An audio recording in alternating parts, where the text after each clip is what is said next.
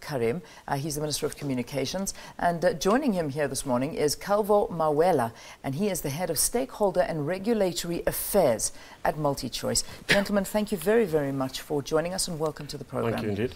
All right. Thank you. Calvo, I'm going to give you the opportunity to begin this conversation for us. Will you take us through the difference between the analog way of broadcasting and the digital one? Perhaps, you can explain this to us. Yeah. Let us look at what is currently happening.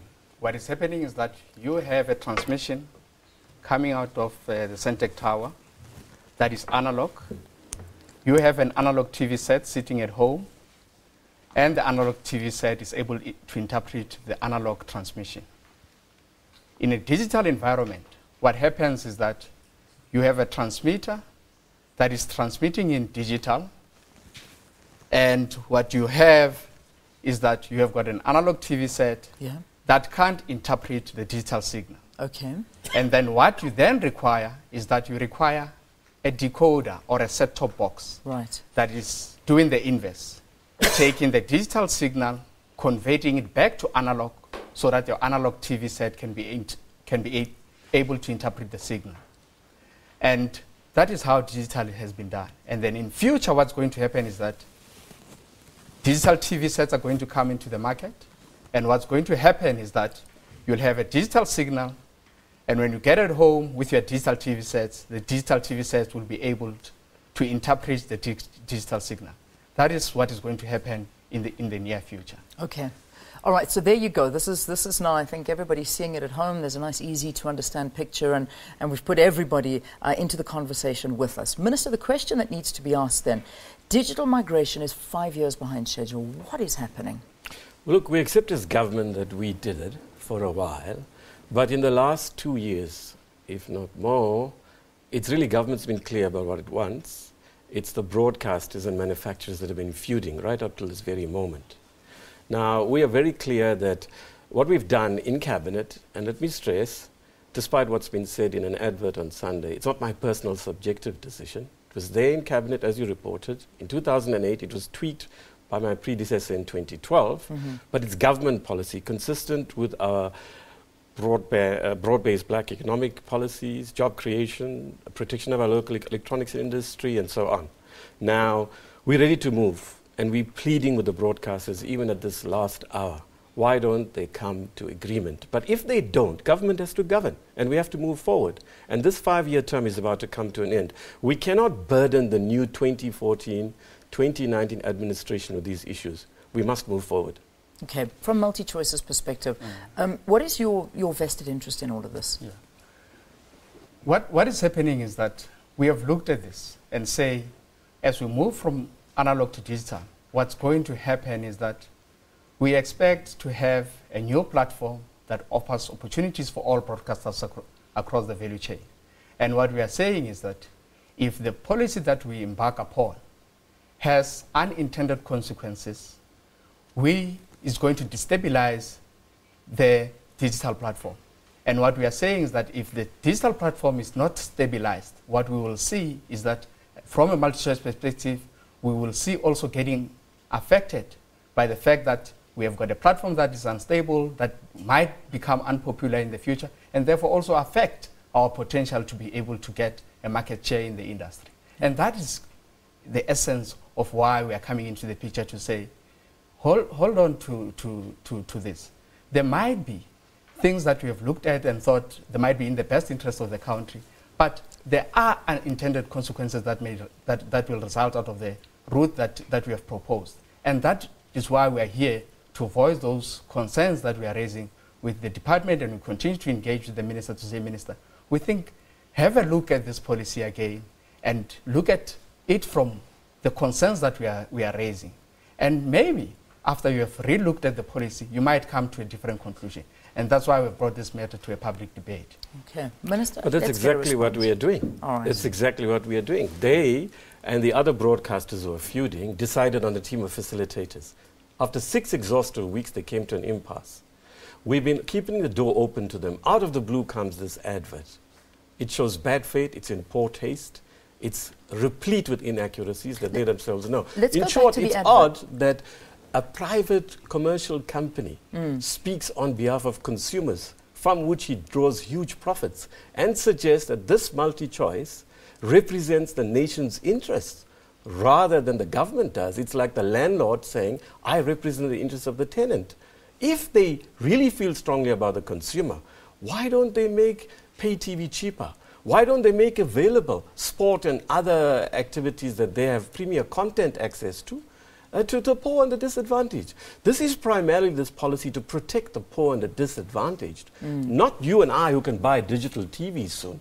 The poor and disadvantaged won't be able to do so. Government has the responsibility to protect their interests primarily, but in a way that protects the interests of all strata and all income groups in our society. Yeah. And we're saying we've heard them.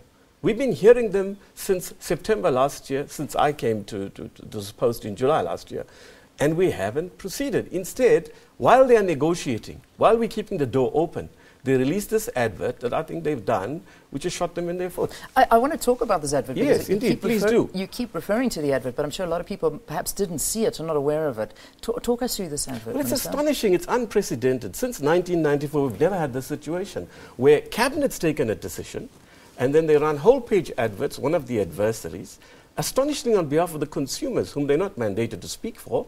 They're not an elected party, and on the eve of the elections, an interpretation is being made that it's only seeking to mobilize middle-class consumers against the government and the ANC. Quite frankly, there's nothing new here. The policy was there in 2008.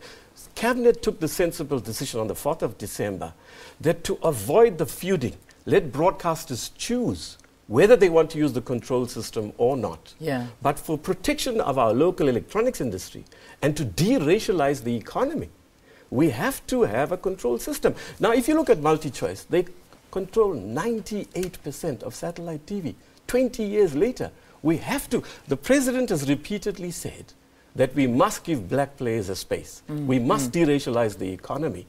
And the ANC speaks of, in the next period, a more economically focused transition, the second phase of the transition, to ensure that economic opportunities are distributed. Now, as far as the unintended consequences go, we say to them, work with us on it. This debate shouldn't be about whether you have control or not. That's a pre-modern debate. It should be about how can MultiChoice bring its considerable skills, its considerable experience, to bear to serve the country's interests. All right, Calvo, a good point brought up by the Minister, and I know you want to respond, but I think in your response, but bring up the issue of, I know that you keep saying that you feel you've got the public's interest at heart here, but the reality does appear that you need to share the cake that MultiChoice has. I mean, there is a monopoly. Exactly. I mean, and that is the reality. We all know that. So, you know, talk us through, what is the plan? Let me just explain this to you.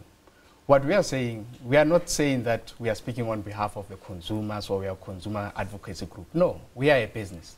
However, we are also a stakeholder in this migration from analog to digital. And what we are saying is that we have looked all over the world. With the exception of one country, which is Ukraine, no government has in policy mandated set-top box control. What we have seen all over the world is that this thing has been discussed in great length in many countries, and it was rejected. The UK has rejected it based on the concerns that it goes against public interest. Singapore has rejected it on the basis that it increased the cost. And there is no dispute. Even in our facilitation meeting, there was no dispute that including set-top box control in the set-top boxes, what it means is that it increased the cost across the value chain. The input cost in terms of the production of set-top boxes goes high. Yeah. You are forever a day going to pay royalties to conditional access vendors who are sitting in Europe. In the broadcasting value chain, you need to up your back-end system, you need to have call centers, you need to have databases. And we are saying that those elements that come in, if you look at them, they are going to cost the consumer ultimately. And we are saying that we are locking ourselves into an island. By locking ourselves into an island, we are saying that digital TVs everywhere in the world, people will take them, plug them in, and they'll be able to receive TV. Yeah. In South Africa, forever in the day, consumer will require a set-top box. And we must remember, analog TV sets are going out of the market. Very soon, the whole world will be producing digital TV sets. But in South Africa, for this route that we are embarking upon, what we are saying is that Even when digital chipsets proliferate, consumers forever and they will require set-top boxes. Perhaps. We've really covered that, but look, it's not fair. Namibia, 17th of May 2013. Tanzania, 9th of December 2011, talk of conditional access. Those countries don't have it in their policy, the others, because they don't have a local manufacturing capacity, nor are they providing a subsidy. Yeah. So we have to do it because we're the only country on the continent that has a manufacturing capacity. 15 countries in the SADC, 13 are opting for this. Not in the policy is right, but for 2. But they're actually doing it because that is the route to go. And the SADC is being managed, interestingly, by a South African, seconded by my predecessor to assist them. He says, while it's not in their policies, and they don't have to have it because they have no manufacturing capacity, nor are they providing a huge subsidy, we have to protect our local industry. The ANC in its manifesto has said that with procurement by the state, 75% localization, our economy is not going anywhere near where we should. Our job creation targets, what we are saying to MultiChoice, we're very proud of you. You're the 3rd largest, outside the US and China, they're the 3rd largest, NASPERS is. It contributes to enormous amount to the country. We respect them. We're proud that South African company is so powerful. But do for the country, in the national interest, what you're capable of doing. They have 60% of the daily sales of newspapers, 50% of the weekly sales, 70% of the magazines in this country. They actually consume 50% of the community media. We are the 5th most concentrated media market in the world. We cannot continue with this level of monopoly. The ANC is clear in Mangaung and Polokwane. The government is clear. We have to demonopolize the economy in the interest, not least, of MultiChoice. Work with us, Calvo. All right, we need you. Let's leave it. We have to leave it at that. I'm sorry, gentlemen. I know you've pulled out the government gazette for the Republic of Namibia to get even deeper into it. But gentlemen, I think we've only just started this interview, to be honest with you, because I know there's so much more to talk about. But thank you for coming in. Thank you for being with us. Calvo Mawela is the head of stakeholder and regulatory affairs at MultiChoice, and of course Yunus Karim is the Minister of Communications. Let's take